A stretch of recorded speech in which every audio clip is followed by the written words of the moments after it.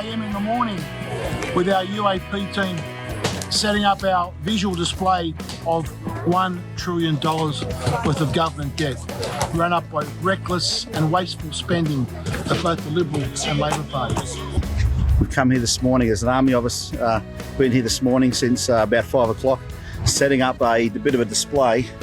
We have 1,000 billion dollar notes representing $1 trillion, which is almost the debt. Here, each one of these notes that's represented here is $1 billion, $1,000 billion. That's what $1 trillion is that the government has put us into debt during the last 2 years. We're here to show you visually just how much debt the establishment has put us in. Labor and Liberal, like I keep saying, they are two wings on the same bird. So how much debt are we in exactly? Not just us, but future generations that will come next. Well, check it out here, ladies and gents. That's $1 trillion of debt, over $1 trillion of debt. But how much is $1 trillion? Well, $1 trillion is 1,000 billion dollars, and $1 billion is 1,000 million dollars. That's how much debt we're in.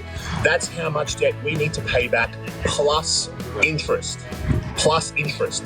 So if you want this to end, we need to put Labor, Liberals, the Nationals and the Greens last on our ticket, because we cannot, not just us, our kids cannot afford a debt like this to get any bigger than what it is right now. And it's just another year where they tell us that they'll be throwing money at the problems that they created and expecting Australians to be thankful and happy about it. I know I don't need to remind anyone that this money they're spending isn't free money, it's our money.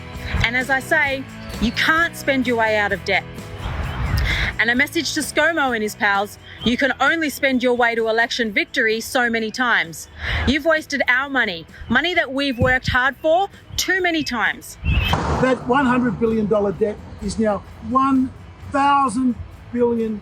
This is a debt that, unless we set forward a plan over the next decade, the payback is an inheritance that will leave our children and our grandchildren, meaning that they'll have less government services and higher taxes in the years to come because of this government's reckless and wasteful spending. Now, we won't hear any plan from Josh Frydenberg tonight to pay back this $1 trillion. We won't hear any plan from Mr Albanese on Thursday night to pay back this $1 trillion. The only party in this next election that will have a plan to pay back this $1 trillion is the United Australia Party. We're going to ensure that this is not a debt that we leave to burden our children and grandchildren.